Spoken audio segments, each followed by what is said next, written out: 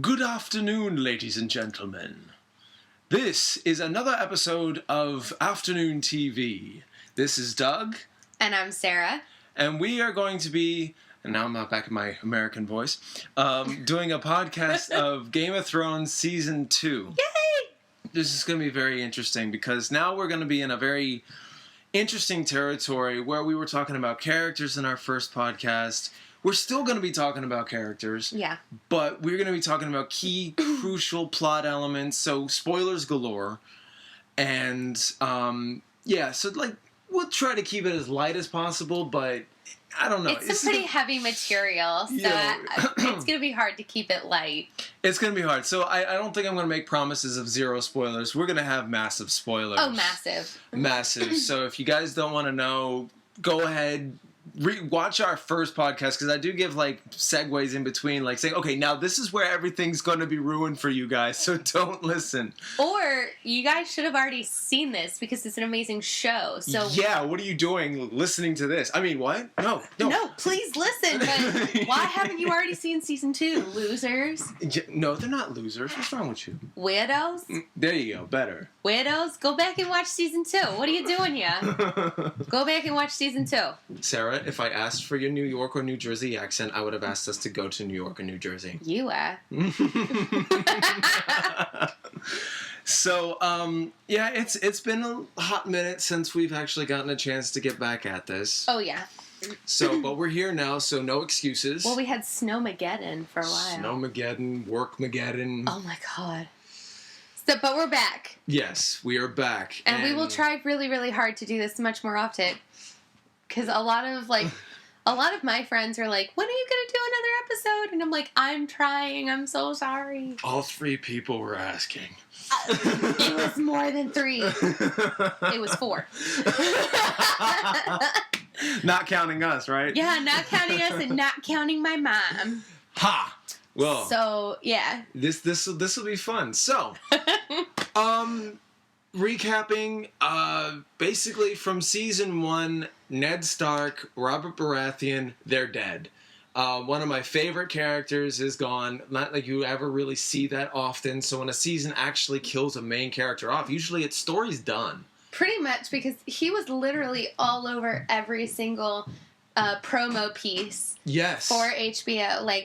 Yeah, absolutely. He's on. Is he on the cover? Yes, he's on the cover. Pretty sure. Yeah, he's on the cover of the first season. So it makes everything look like it's going to be revolving around him. It makes it look like he's going to be the star of the show. And then he gets killed. Boom. And not only killed, but beheaded, and he was killed to the second to last episode. So we had to deal with a whole episode without him, knowing that looming thing of, oh yeah, Ned's dead. Yeah. Shit. And then you have to wonder, what's going to happen to his kids? What's going to happen to his home, Winterfell, in the north? Which all is going to be covered in this one, because this is exactly what happens in season 2. I kind of feel like this one almost picks up. Ooh. I need sleep. Picks up. Right where it left off. Thank you. Yes. What are friends for, dear? I'm literally shaking my head because I'm like, God, I need sleep so bad. And we're here to help each other kind of talk about this beloved show. Because you just took a nap. I did. And I haven't had one yet. So it's like, damn you. Damn yet. So it does. It picks up right where it left off. Nailed it.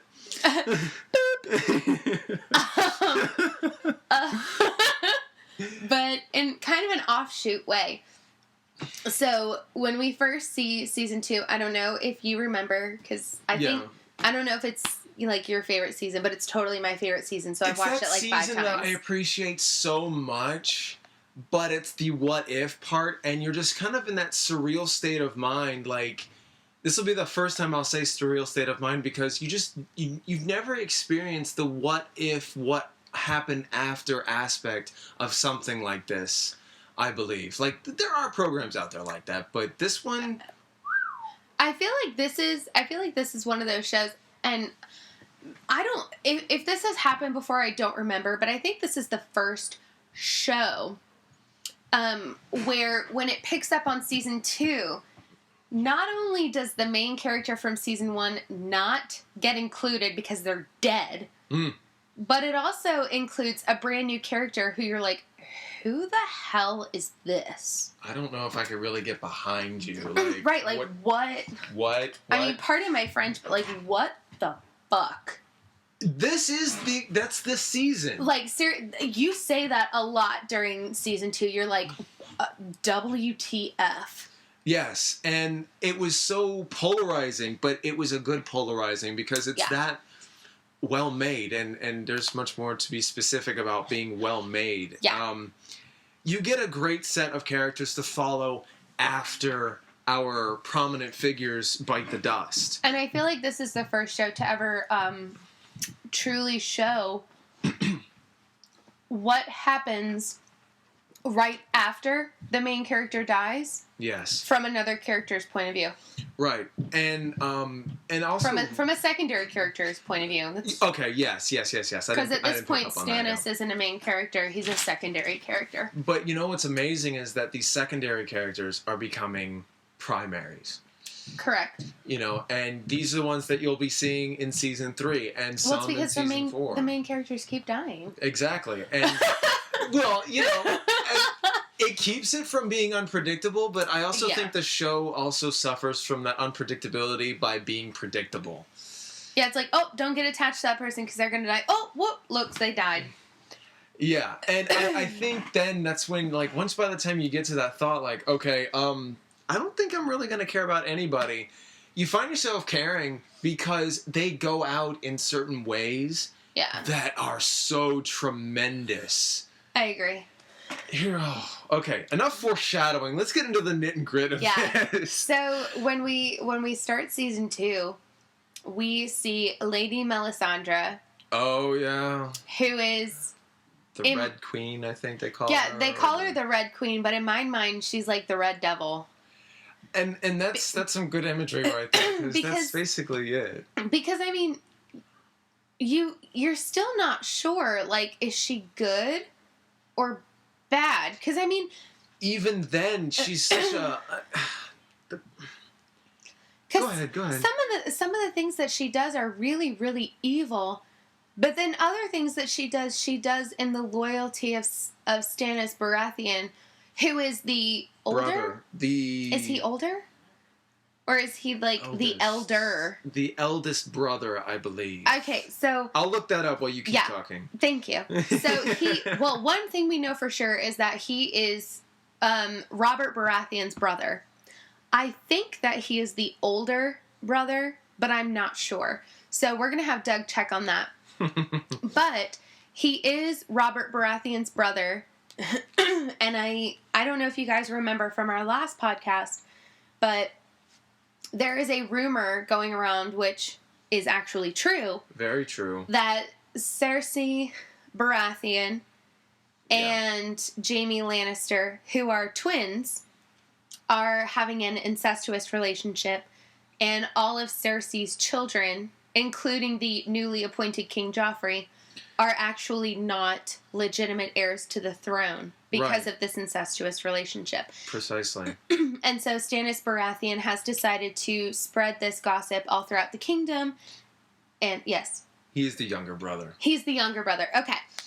I wasn't sure. But I knew he was the brother. Okay, yes. And then Renly is, he's older than Renly. So Stannis is the middle child. Okay, so Stannis is the middle brother. Robert's the oldest. Stannis is the middle child. Then Renly is the younger. Youngest. Okay, we'll get to Renly in a minute. Right, there's so much. Oh my god, there's so many people. But, so Stannis, the middle brother, has decided to spread this rumor around. This rumor / truth, because he doesn't know if it's the truth, but Ned Stark told him, and Ned is a pretty truthful guy, so he's honor bound. So it's like you have to trust his word, because why would he lie? Exactly, it's not going to help him if he lies. So Stannis is taking Ned Stark's word as gospel, especially since now Ned Stark is dead. Right. So it's like, well, he was killed. So he was killed for this. So maybe he was killed for this piece of information. Truth will out.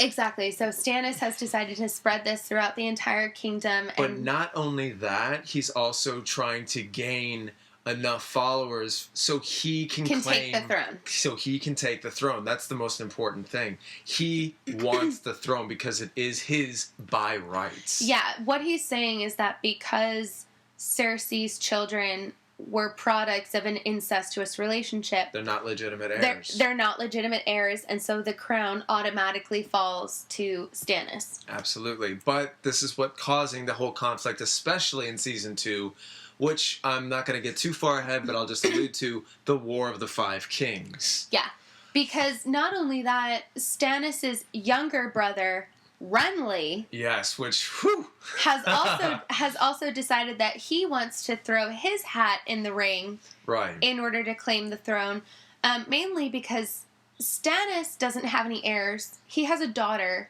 but she, I think that in this kingdom, or in this world that we have here, it's very much like medieval England, where women couldn't own property or rule things. Yeah, they really couldn't rule. There were a couple exceptions in medieval England, like Queen Elizabeth, Queen Mary. Yes, absolutely. There were a couple women who were queens in their own right, but I think that was because they exhausted all other options. Mm-hmm.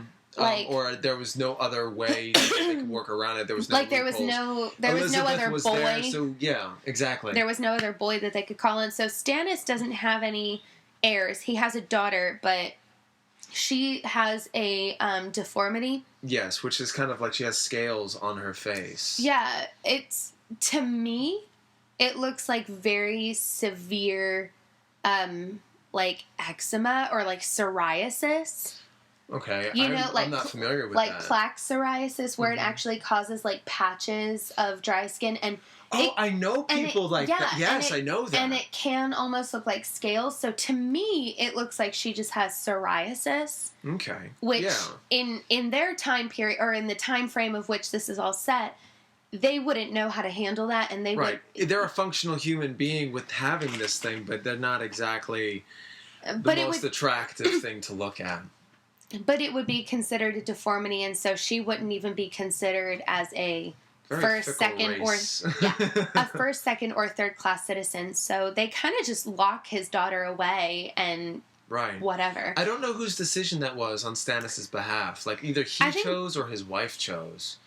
Honestly, I think he let his wife choose, because I think he's almost ashamed of her, because he does love her, and he says, don't talk about her in a bad way. I think he loves her, but I think he's just ashamed because he does love her, but she has this deformity, and I think he somehow feels like it's his fault.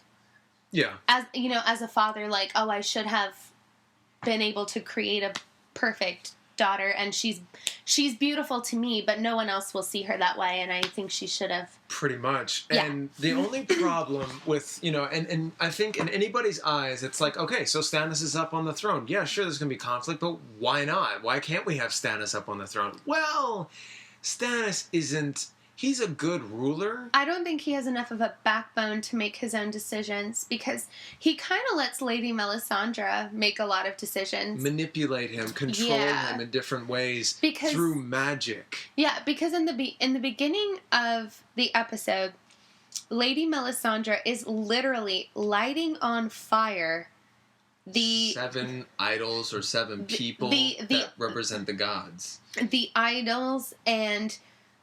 the idols of the 7 gods that all of these people follow. Mm-hmm. And she's actually lighting 7 people on fire as sacrifices to this one god, the Lord of Light. Wow. Like, you've really fallen off the deep end, my friend. Yeah, like, Stannis really went crazy. And even Lord Davos, who's his... yes, kind of like his hand of the king, his right-hand man. Called the Onion Knight as well. Yeah, just basically said, what? WTF. Like, he even finds her, like, a bit of a phony in some ways. Yeah, and he looks at Stannis Baratheon, and he's like, these were the gods of your fathers and your forefathers. Like, why are you lighting them on fire? Like, what are you doing? You're basically throwing away tradition and everything that you have. So I just don't think that Stannis has the backbone in order to be a good king. Now, the problem with Renly Baratheon, I think Renly thinks that he should be king because he's younger. He's more likable. He's much more likable. He's charming. He has a very beautiful wife in Marjorie Tyrell. Yes. And played by Natalie Dormer. Yes. Who's gorgeous. She's just so... Oh, she's beautiful. Give me a minute. Just give me a minute. I idolize that woman. I have a girl crush on her. I have a crush on her. Yeah, I have a girl crush on her. I found her out in Tudors, and I've never stopped loving her since. Yeah, I love... yeah. She's smart, she's beautiful, she's witty. She has a backbone, and in some of the situations that she goes with Renly, I found it so hilarious that she was so cool with some of the things. Because it actually turns out that Renly is gay. Yep. And, which is kind of cool because Marjorie's brother is gay and is actually the lover of her husband. Welcome to Mari, ladies and gentlemen. Right? You are not the father. So yeah, it was kind of weird in that way, and I kind of loved when Marjorie was like, "Okay, listen, I don't really care about what your preferences are, but listen, we've been married for a while. People are going to expect me to be pregnant, so we need to make this happen. Would you want to have my brother start, and then I can come in later? You know, right? Like, do you want me from behind so you can pretend I'm my brother?" Or, like, how do you want to do this? Because you don't have to lie to me, but I need to have a baby just to save face. Because people are going to start blaming me, and then they're going to start blaming you. You need to say... And she literally Tactics. says... I know. She literally says, quote, unquote, save your lies for the court. You're going to need them. And... Ooh. That's oh my. Oh my. I like that. Yeah, that's very cool of her to be like, listen, I don't care what your preferences are. It really doesn't matter to me. But if we're gonna have a kingdom, if we're gonna be a king and queen, we have to have heirs. So however this has to happen, it needs to happen. Let's make it happen. Let's get physical. Yeah. So, let's talk about sex, baby. Let's talk about you and me. I'm glad I followed that because usually I can't follow the songs you start singing. But, what can I say? High five. Good stuff. So I agree. I loved how cool she was about that. She was just like, dude, I don't care, but we need to make this happen because everyone's gonna expect this. So we gotta. Let's get a move on. Let's get it on. Let's get it on. Oh, wow. Here we go. Here we go again. I have a little bit of back history for you. Ooh, okay. Shoot. With Stannis, Robert, and Renly. There's a reason why Stannis let Melisandre burn these 7 people that represented the 7 gods. Okay. He's lost his faith in them. Now, obviously, that's kind of what you do when you lost faith. But when he was a child, him and Robert were standing on the seashore and waiting for their parents' arrival. Did their parents never come home? No, they were coming home. They were watching them coming home from the distance when a freak storm comes out of nowhere and literally kills them right in front of them. Now, Robert handled it in his own way. Yeah, he probably just whored his way through it. Yeah, and with Stannis, though, it hit him so deep to the core. He was a mommy's boy, wasn't he? I don't know, but I know I know this much of what I'm telling you. He watched his parents die in front of him. He knew about the 7 gods, and he's like, no,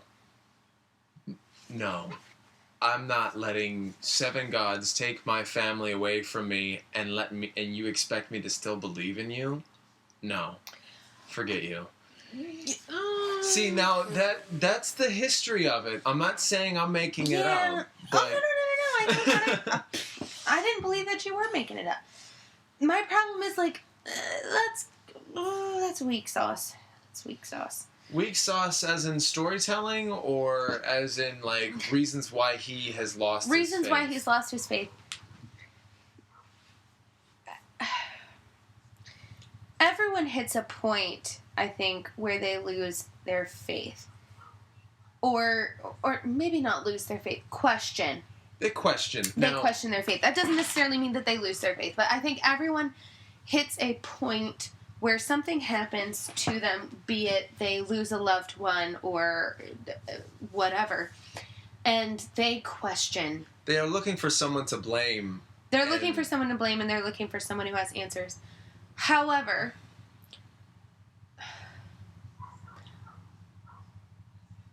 why now? Melisandre.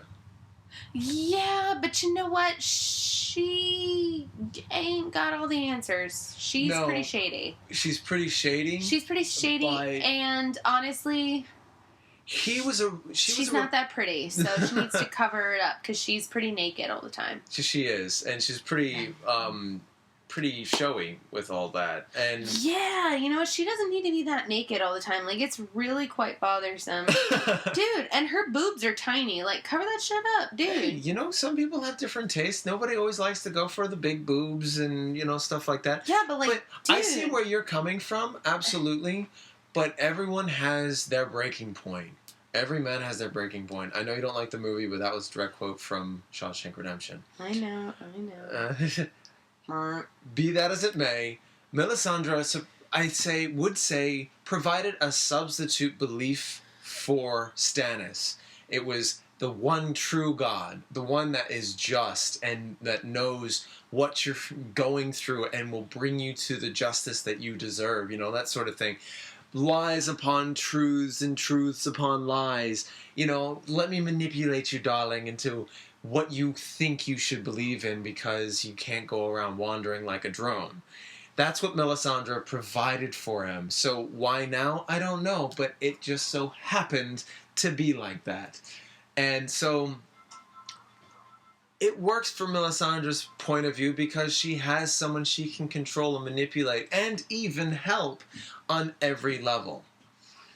So I believe that there's a lot to be said about it. I mean, it's weak sauce, but at the same time, there's a lot of strong feelings and desires behind that, because when you lose somebody, it really does bring a lot of questions and doubt, even to what you believe in. It does, but sorry.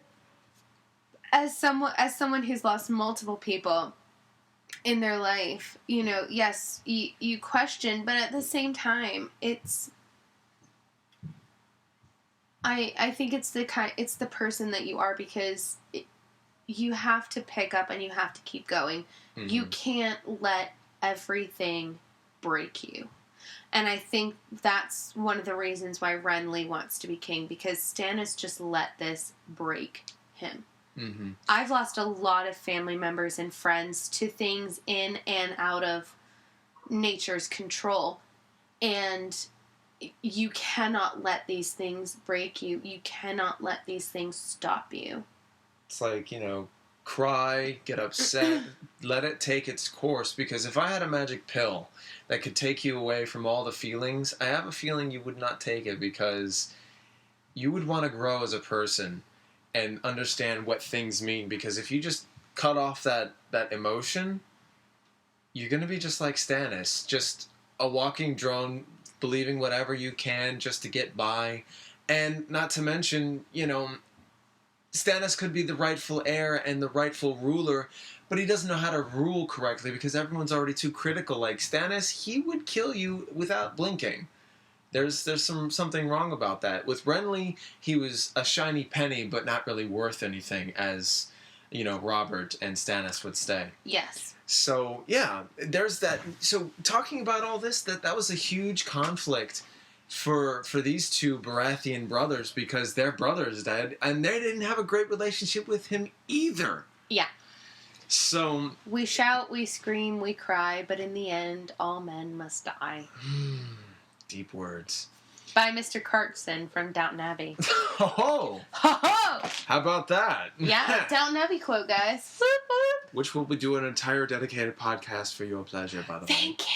Which I'll still need to catch up on. Valar Morghulis. All men must die. Why do I need to die just because I haven't seen a show? Don't look at me like that. Stop it. Stop it. Because Downton Abbey has Maggie Smith. End of story. Golden. The Bamf of all Bamfs. Oh my god, she really is. Okay. Moving on, my Yes. dear. We talked about the Baratheons and their conflict. They're the first side of the War of the Kings. I think we got Stannis and Renly. I don't know if they count as 2 or 1. 2. Okay. Now. And then there's King Joffrey, who took over the throne for his father, King Robert. The douchebag. And then there's King Robb, the King in the North. King of the North! King in the North. So that's Ned Stark's oldest son, Robert Stark. Yeah.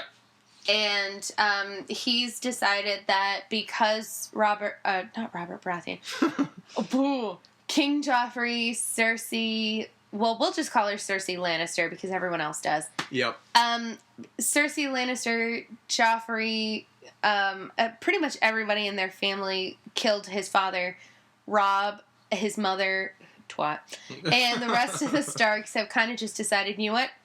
Bow to the king! And Robb became king in the North. Right. It's like, well, we don't want the throne. We just want to be our own separate thing away from you guys. Yeah, Robb doesn't want to have the crown of the 7 kingdoms. He just wants to get his sisters back. Yeah, he wants to get Arya and he wants to get Arya and Sansa back, and he wants to secede from the kingdom. He wants the North to be its own separate kingdom. Right. And he doesn't want to have anything to do with the Lannisters and the Baratheons. Speaking of Lannisters, during the war, Robb has won 3 victories and captured Jaime Lannister. This is true, yes. So there's a negotiation process happening, and to kind of keep the plot moving, they want to do a trade. Sisters for Jaime, because Jaime is the golden child. Yeah, you know? Jaime's the golden child, and Jaime, because of his swordsmanship and his abilities, is definitely worth 2 little girls. Definitely worth 2 little girls. A teenage girl and a little girl. Right. The problem is... the terms are just non-negotiable. Well, the terms are non-negotiable, but... negotiable. But... I stutter just as much as you, don't worry. But Arya's disappeared. Yes, and that's even more complicated because... Arya has escaped the capital city. Where is she going? Dude, I don't know. And honestly, I'm kind of done with her, so I just don't even care anymore. She's going here, she's going there. Whatever. She's meeting this group of characters. We'll get to her. Yeah. Whatever. Whatever, man. Man. And then there's Daenerys Targaryen with her dragons. Right, your dragons. Yeah, all people we will get to. Well, last time I tried to go. But as far as I know, that's the 5 kings. Yeah. It's 5 kings. Yeah, the War of the 5 Kings. So you just tallied them off, didn't you? Yeah, so there's Stannis Baratheon, Renly Baratheon, Daenerys Targaryen, Robb Stark. And Theon Greyjoy's dad. Balon Greyjoy. He's a part of the War of the 5 Kings because he's in an open rebellion. Yeah, but he's an open rebellion against the North. Sure. But they considered him He doesn't really take on the North until Robb gets really far away from Winterfell. Mm-hmm. And that was only because Robb, and I said King Joffrey, but okay, so King Joffrey, yes, that's who I included because Balon Greyjoy, you don't really see him until really see him, and not only that, like Theon Greyjoy, who was a ward in Winterfell, right, meaning Ned Stark conquered the Greyjoys and told them, listen, you stay where you are, I'll stay where I am, but you're going to give me your son to raise as my own. Right. And, now, it wasn't ransom or anything like that. You know, he was really taken in as, like, one of their own. He was taken in as one of their own, but he was also... Technically, he's considered as a captive, but he's treated as a royal captive. Mm-hmm. Like, he had his own separate rooms. He had tutors. He was trained how to ride horses and archery and fighting and all kinds of stuff. He even treats Robb Stark as his brother. Yeah, and fights with him. And fights with him. But then Theon Greyjoy says, listen, you need help in the war. Let me go to my father and see if my father can give you some ships. Yeah. And then his father just basically says, listen, you're a pussy and you're not my son. And then suddenly he does a 360, turns right back around, and then goes, okay, Daddy, let me try and please you. Yeah, let me try to please you and let me become a Greyjoy again. And just totally shits on everything that he did beforehand. And it totally does not work out for him, which I think is so funny. And I'm like, yes. This is what you get. This is what you get for crossing the Starks. Right. No, take Winterfell. But he doesn't say anything. He wrote a letter to Robb saying that he didn't want to fight with him anymore and then burned it. And then he just went into Winterfell and just took it. And Winterfell, sorry, I don't mean to cut you off. You're good. Theon takes over Winterfell where Bran and Rickon are, who are watching over Winterfell. Because there always must be a Lord of Winterfell in the keep. Yep. So Bran and Rickon go with Hodor and Sasha, and they head for Castle Black. Yep. Which is where their brother Jon Snow is. Yep. And they're thinking, listen, if we can get to Jon, we can send a letter to Robb, or we can get in touch with Robb and we can tell him, listen, this is what happened. You need to come back. Right. That doesn't happen. Not at all. No. But we'll get to that. Yeah, Robb Stark needs to get all of his troops into a certain area, so he decides to go to Walder Frey. Yep. Who is in charge of this big moat bridge thingamajig. Right, you can't cross really without his permission. Yeah, and Walder Frey says, listen, I'll let you and your army cross, and I'll even give you some men if you marry one of my daughters. Robb Stark agrees and says, okay. You kind of like, not, what's the word I'm looking for? He just didn't want to do it. He didn't want to do it, but sorry. That's okay. He didn't want to do it, but he needed his troops. He needed his troops to go across, so he says, yes, I'll do it. Well, then he ends up finding this woman from out of nowhere and ends up marrying her anyway and backstabbing Walder Frey, which doesn't end up well for Robb. Right. But we'll get to that. Yeah, moving on. I know, we keep saying, we'll get to that. But that's like in a whole new season, too, so it's like, yeah, we'll definitely have to get to that. But yeah, it does not work out for Robb at all. And then Renly Baratheon... hold on, let me say. Stannis Baratheon ends up getting seduced by Lady Melisandre, and she gives birth to a shadow magic demon baby. Demon baby thingy jiggy. And that poor thing, you're so tired. I am. I can't even. Right. And that shadow creature finds Renly in his camp and stabs him through the heart. Which thus kind of makes everything go, wait, what? Yeah, that's another moment where you're like, WTF. Yeah. So then that's one less king that you have to worry about, but then it's also kind of like, Stannis, why? He's kind of questioning it himself, but... Yeah, he does, but like I said, he's a spineless little shit, so... whatever. Let him go. Man, yeah. Further details would include, like, especially with Robb, his mother's there, too. For some reason, maybe she's being an aide. Oh, I just remembered. This is your podcast to shine on how much you hate Catelyn Stark. Here we go, ladies and gentlemen. Here's the deal. The thing is that Catelyn, she kind of she spun the wheel in all of this. She believed Tyrion was the one behind, Bran's assassination attempt back in season 1. She goes to her sister, who's a complete nutcase. Oh my god, her sister is freaking fracking crazy. Freaking fracking crazy. Freaking fracking crazy. Her sister is cuckoo for Cocoa Puffs and more. And what gets worse is that, Catelyn is so worried about her children, but she wants to help Robb in this war when she could have easily gone back home to watch after her kids. She could have done that. Instead, she just stays with Robb and tries to advise him to do certain things when Robb's pretty much got it handled. Before she came around. Yeah, Robb kind of knows what he wants to do. He does listen very much to his advisors, except for when, he's like, no, I don't agree. I think this is the best course of action. Right. But for the most part, he listens to his advisors. He listens to what he needs to do.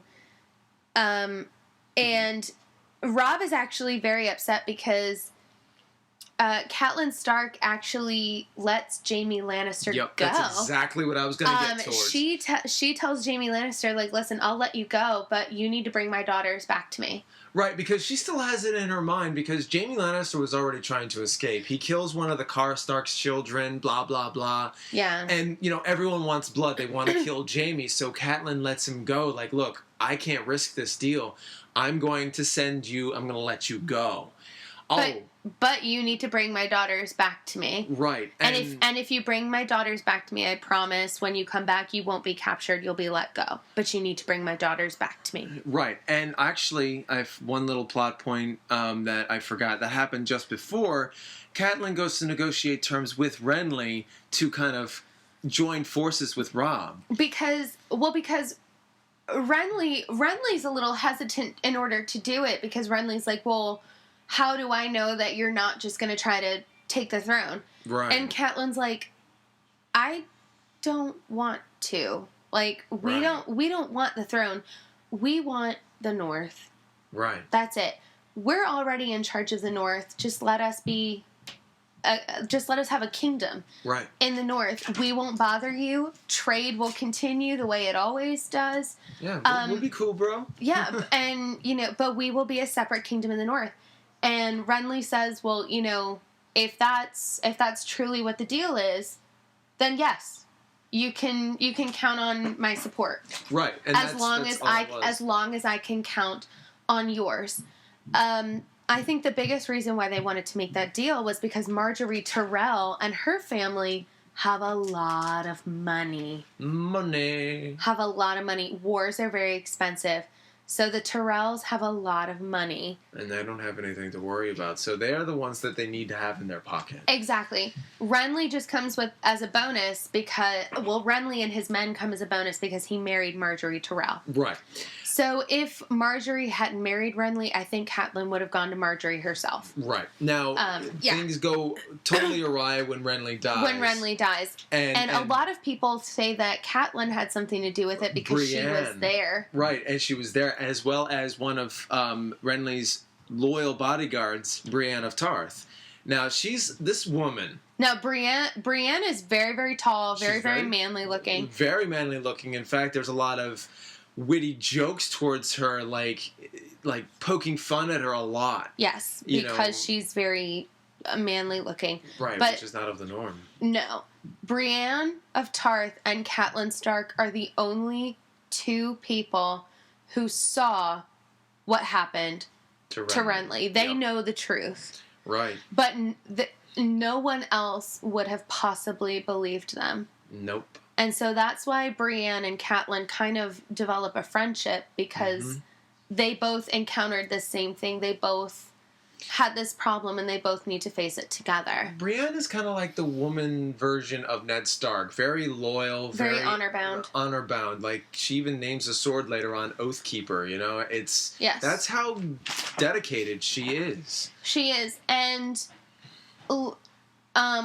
Brienne of Tarth wanted to be a member of Renly Baratheon's Night's Guard. Or Kingsguard. I'm sorry, Kingsguard. Night's Watch, Kingsguard, whatever. Whatever, man. Whatever. I know what I'm talking about. It's okay. I know. I just need a nap so bad. I need me a sleepy. So, Night's Watch, Kingsguard. Yes. Brienne of Tarth wanted to be a part of Renly Baratheon's Kingsguard. Yes. And she would have been the first woman to be a member of the Kingsguard. Yep.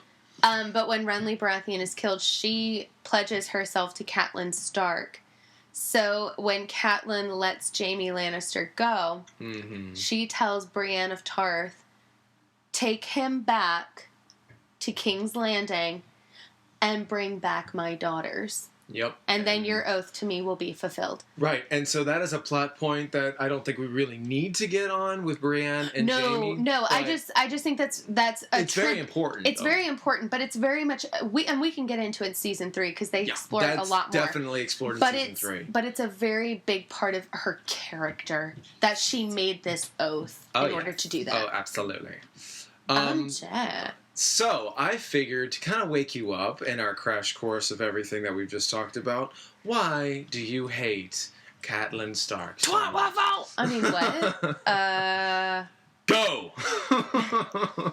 I hate Catelyn Stark because she just has so much anger and vinegar in her blood. In season 2, she, her son, Robb Stark, goes back on his oath to Walder Frey and ends up marrying this girl from out of nowhere, or something like that. Yeah, Volantis. Yes. He marries this girl from Volantis, and Catelyn Stark ends up telling her a story about how there was a young boy who was very, very sick, and Catelyn Stark started making all of these promises and vows and omens and oaths that, if this boy would get better, that she would take him on as her own and she would love him and, give him a proper name and give him a proper raising and everything. And, when his wife, I don't even remember what his wife's name is. Who's? Robb's. Oh, What's-her-face? What's-her-face? Yeah, when What's-her-face asks... Doug's going to look it up because it's like... she wasn't even important. I don't know what her name was. But she's, Yeah, go ahead. Continue. But when What's-her-face asks Catelyn, well, what happened after that? Catelyn Stark says, I couldn't do it. It wasn't in my bones. And I'll pay for it until the day I die. And I'll be in the 7 hells for it. Right. And then What's-her-face... What's-her-face asks Catelyn, who was this boy? She goes, Jon Snow. Yep. My husband's bastard. That broke my heart. I already thought it was horrible that Catelyn believed all of the lies that Tyrion Lannister would want to kill Bran Stark. How misguided are you? Yeah, I mean, Tyrion is a dwarf. Yes. So he's already considered an outcast. Mm-hmm. But then when Bran is paralyzed, he's a quadriplegic. Yep. When Bran becomes a quadriplegic, Tyrion actually comes up with plans to make a device so that Bran can ride horses again. Which is awesome. That's very thoughtful. Which is very thoughtful because I think that Tyrion kind of connected with Bran and with Jon Snow because they're both outcasts. Mm-hmm. Jon Snow is a bastard. He'll never be seen as anything more than a bastard. Bran is a paraplegic or a quadriplegic. And so he's paralyzed from the neck down. Yep. And I think from the waist down because he can still move his arms. Yeah, a little bit, but not. He actually has very limited mobility. So we'll say paraplegic because he's paralyzed from the waist down. And Doug looked it up. So her name is Janae Westerling. Something Westerling. It doesn't. What's her face? She's not important. So what's her face? Anyways, so I think Tyrion really connects with both Bran and Jon because they're both outsiders. They're both outcasts. Yeah. So Tyrion actually creates plans to let, Bran be able to ride horses again, which is so thoughtful and actually very endearing. And when Littlefinger... Oh, God, I forgot about Littlefinger. Yeah, when Littlefinger... he's much more prevalent in season 3, so we'll talk about him later. Yeah, of course. And 4, season 3 and 4. Jesus Christ, yes. So when Littlefinger tells Catelyn that the knife that was used to kill Bran to attempt to kill Bran wasn't actually his, it was a knife that he had won in a poker game against Tyrion Lannister, she just goes on a freaking warpath and decides that she's just gonna kill him. That was all in season 1, by the way. Yeah, like, captures Tyrion, sends him to the Vale, which is up high in the mountains where her sister is. Crazy, cuckoo, frickin'. And plans to send Tyrion through the moon door, which basically just sends him, like, throws him from the top of the mountain all the way to the bottom. And it's like, Tyrion's like, dude, I didn't do this. I don't know why you think I'm capable of this, but I'm really just not. I'm not interested in killing your kid, okay, lady? Jesus Christ. And then that's when he has a sellsword who stands up... Bronn. Who stands up for him and says, you know what? I'll be your sellsword. I'll fight for you, my lord. I'll take over for you. You gotta love Bronn, though. I'll save your life, my lord, but you're gonna pay me a lot of money to do so. And Tyrion's like, I'm a Lannister. I have plenty of it. Thank you. A Lannister always pays his debts. Yes, a Lannister always pays his debts. So, yeah, so then Catelyn's like, she just... admits defeat. She just admits defeat, and she just ends up being such a bitch about it. And it broke my heart when I found out that Jon Snow was, like, dying of some illness. And she pledges to the gods, listen, I've been so horrible to him. If you heal him, if you save him, I will let him be a Stark. I will take him in as my own. I will raise him as my own son. I will love him as my own son. I will forgive him. And then he gets healed, and she treats him poorly. She treats him worse. It was all talk. And I'm just like, why would you forgive Jon? Jon is a product of your husband's mistake. Like, what? That was another moment where it's like, WTF. Oh, but did you hear the fan theories? I've heard a few. About Lysana Stark... having Jon, possibly. Being Jon's mother, and being a relationship between Rhaegar Targaryen. I have, and that's... I saw that. I subscribe to that thought. I ship it. Yes. I ship it. I could say that is definitely... Now, that is actually a great rumor to have, because... He does have some pretty good... like, characteristics of Targaryen. Yeah. And I just really find it, like, all the story elements and pieces fit together around it. Is it true? It's not confirmed. But it's a damn good rumor and theory to have. Because if you look at the rest of the Starks, they kind all... of like dirty blondes, almost. But I mean, Bran he's brown, so never mind. Well, Sansa's very pale, but she has, like, red hair and blue eyes. Catelyn's got, like, reddish brown hair, so it's not hard to believe that Sansa would be a redhead. Right.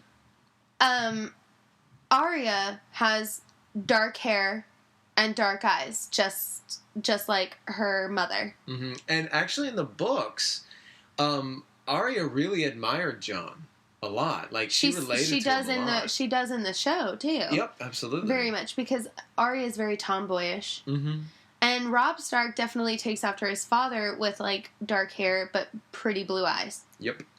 Or no, he takes after his mother in his hair because he's got, like, reddish brown hair, but then he's got blue eyes like his dad.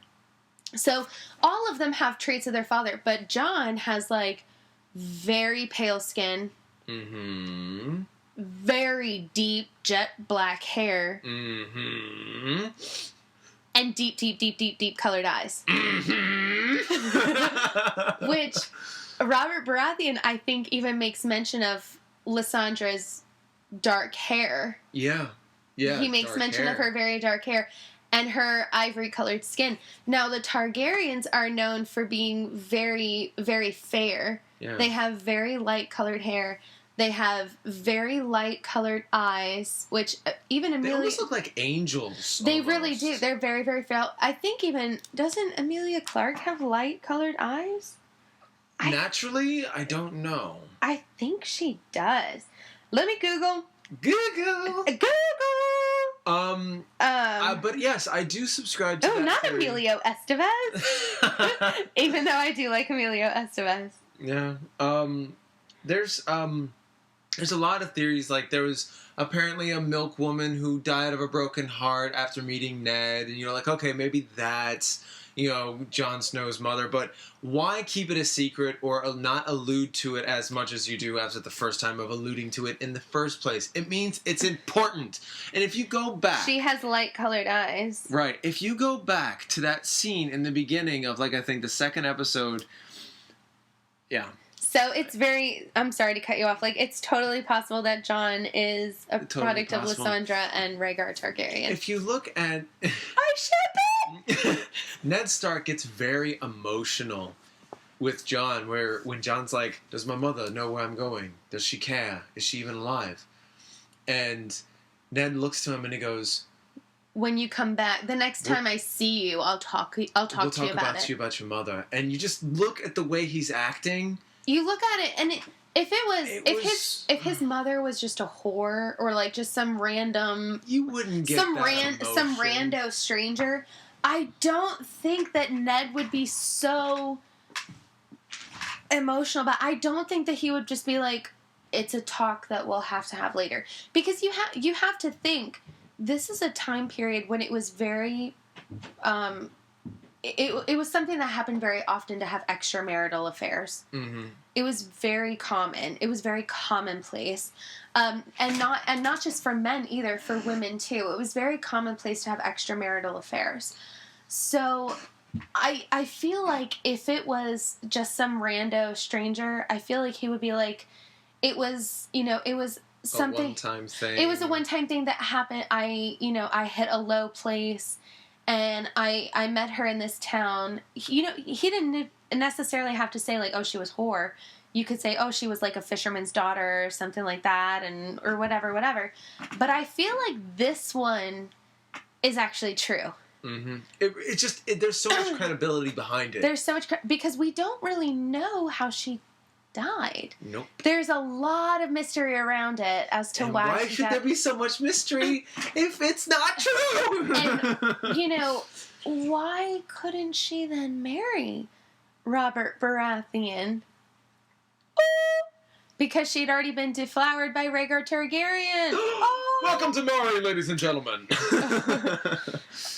But then again, one of the theories is that Rhaegar Targaryen assaulted her. And it led in Jon Snow, and then she took her life. Okay, I haven't heard that, but that's very possible. I've heard both ways that there's a willingness, and then there's a kidnapping. Yeah, there's idea. There's the rape theory, and then there's the star-crossed love affair theory. Yeah, both of which are possible because they both end up with Jon being born. So either way, he don't know nothing, that Jon Snow. Speaking of nothing, this is actually where that quote comes from, especially in this season and in third season. Ye grit. Jon Snow goes over the wall and meets him a pretty young lass named Ygritte, and a redhead. And she's a feisty thing, and she tells Jon Snow that he ain't know nothing because he's thick-headed, and just because he don't know nothing. Just cause, because he's from the south. And he looks at her, he's like, I'm not from the south. I'm from the north. I'm from Winterfell. And she's like, yeah, but you're from south of the wall, which means you're from the south. You ain't from the north. Yeah, you don't know nothing, Jon Snow. You ain't from the north. Right. All things considered, Jon Snow's storyline is really a quick sum up of just figuring out what's going on up there. What's up with the wild... I don't know nothing, and I don't know nothing. Oh, I kind of found out something, but no, I don't really know nothing. And then all of a sudden, holy Christ, there's some White Walkers. I don't know nothing. And I don't know nothing. And that's it. I laid with a girl. Jon Snow got it in. He needed the smush room, ladies and gentlemen. Yeah. Chicka wow. He got it in. Yeah. He got him some poo-tang. He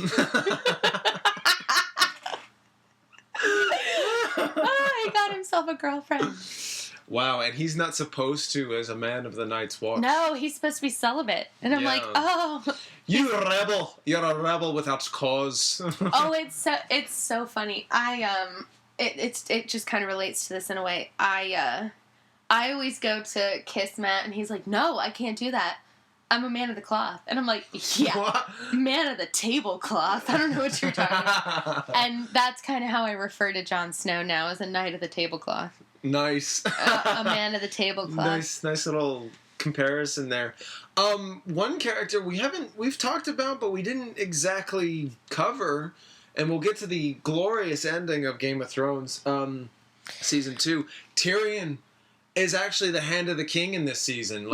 After Ned Stark died, Tyrion is appointed hand of the king by his father. By his father. Now, how did he do that? Well, basically, after Catelyn accused Tyrion of, whatnot, Bronn won his freedom for him, and then they made their way to King's Landing. And midway, they met Tywin. And so Tywin was the next in line for being the hand of the king. And he's like, well, I've got a war to fight. Who is Tyrion's father? Tywin is Tyrion's father. Excuse me, sorry. It's okay. And Tywin was like, dude, I'm in the middle of fighting a war. Ain't nobody got time for that shit. Like, here, do my stuff. Tywin and Tyrion almost sound similar. So it does. It's a bit of a tongue twister. And it's like, don't be looking at me with them faces. Why are you being so stupid? Just go and do what I say. Don't be stupid. And he was like, God bless you, Selena, wherever you are. She in heaven, stupid. What? Everyone who knows that will laugh because they know what I'm talking about. It's a skit. We'll talk about it later. I'll show you. Okay. All right. So that Tyrion is really like, he's not an anti-hero, he's a hero, but he's a part of a family that is a bunch of politically scheming, conniving people. Oh my god! But he's the best apple of the bunch. He's the sweet, kind, and also very thought-provoking character. And all things considered, with Tyrion, he's kind of doing justice where justice needs to be done. Janos Slynt, which is a character I'm not even going to get into, I don't even know, he exiles him for beheading Ned Stark. You see that Tyrion actually did like Ned Stark. And, he did. And the one complaint that he had about Ned Stark was that Ned Stark didn't know how to play the game. Yeah. That was it. Ned Stark didn't know how to play the political game, and I think Tyrion would have had quite a match if Ned had known how to play the game. Yeah, I think he would have, and I think there's a admirability to that.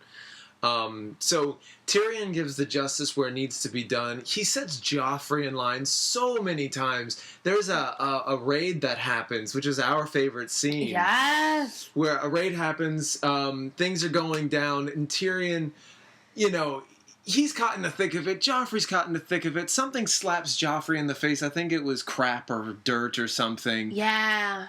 Things go to hell in a handbasket. And so they find some safety, and Joffrey's like, I want their heads all on spikes, and Tyrion just lets him have it. He gets after him, and then he smacks him in the face, and he goes, look, I struck a king. Did my hand fall from my wrist? Yeah, and that... It's so good. That was oh my god, that was one of the most epic scenes that I've ever seen. But on top of that, what I really, really loved was Joffrey is totally a monster. Totally 100% a monster. Oh my god. And Joffrey decides to start torturing Sansa very dearly. Almost like it's like his agenda. Like it's... Like, it just makes him happy. Feeling. It makes him happy. It just makes him happy to torture her. And he actually has someone hold her down and pull her dress down so that you can see her back. And he has someone, beating her. Mm-hmm. And then Tyrion walks in and is like, WTF. Like, what are you doing? Cut this shit out. Let's go. Come on. Sansa, are you okay? Are you okay, dear? Come on, let's go. And then Tyrion's like, you can't do this. Like, you're stupid. And Joffrey's like, I'm the king. and then Tyrion, I am the king. And then you just a That was me punching him in the face, by the way. And then Tyrion just goes, Well, Aegon Targaryen was the king too.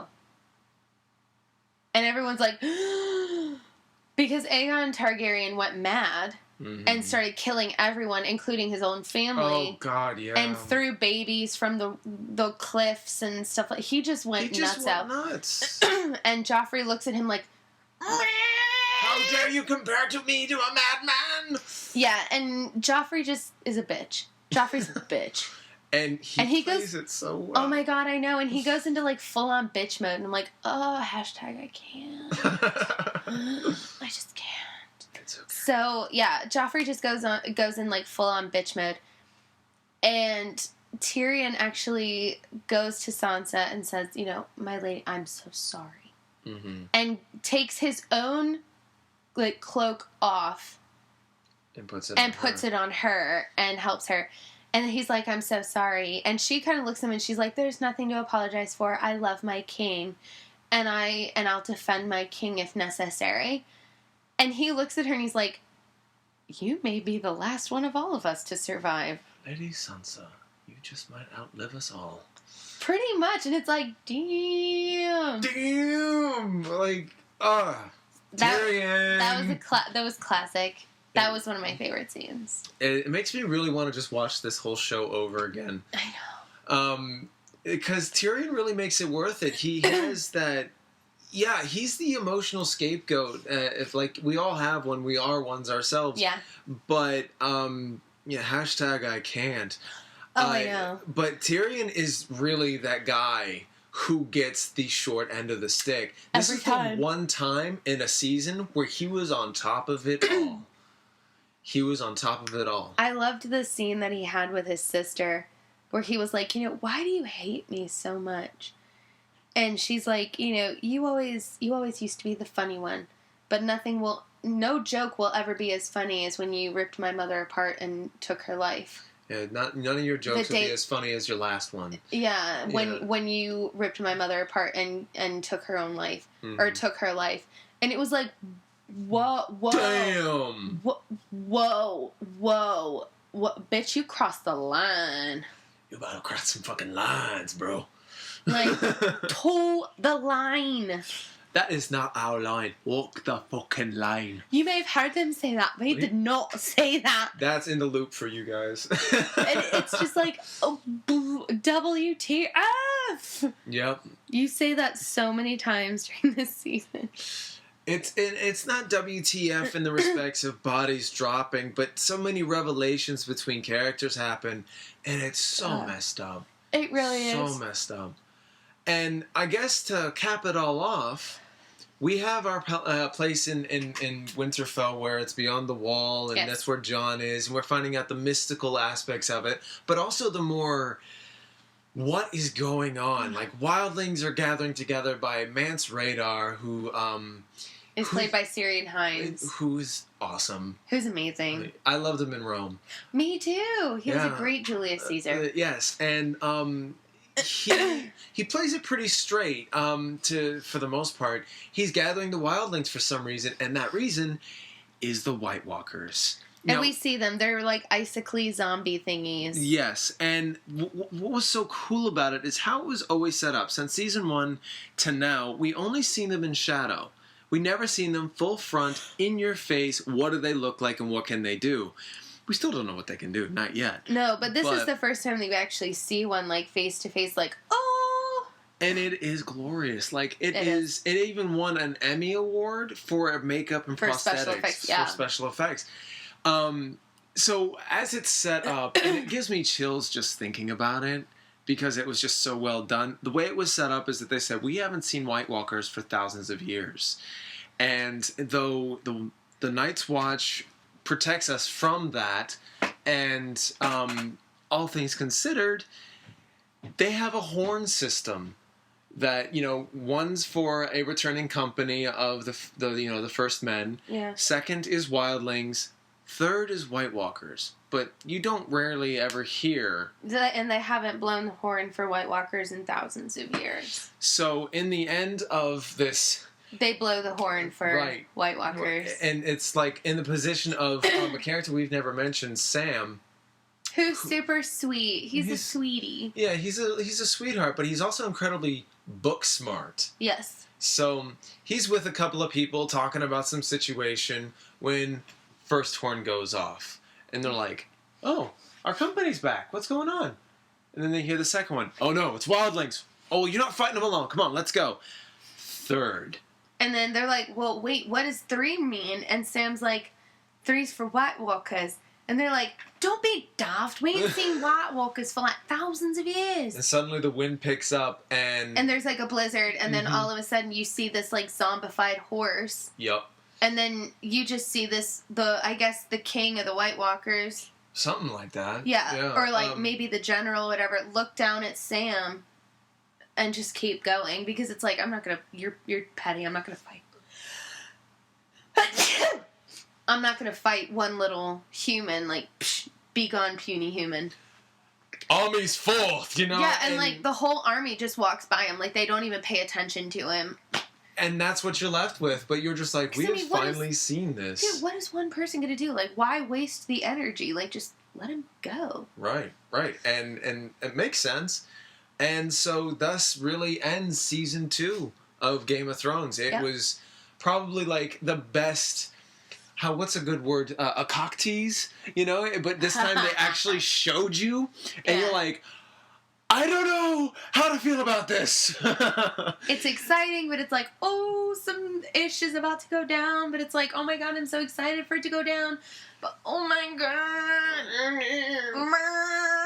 So that concludes our broadcast day. It does, yeah. So... yeah, I rather enjoyed season 2 as we first started off. It's a great season, but it's that surreal WTF. It is. Thing. And so, in any case, let's just end here. Yeah. Thank you guys so much for listening. Thank you. And if you like this podcast, please subscribe. We'll get you more. Yes. We'll get us plenty more things to talk about. Yes. We're going to be doing... season 3, next podcast. I just don't know when. We'll figure that out. Yes. Other than that, yeah. So thank you guys so much for listening. If you like what you've heard, please subscribe. Tell us what you think. And we will see you next time. See you guys.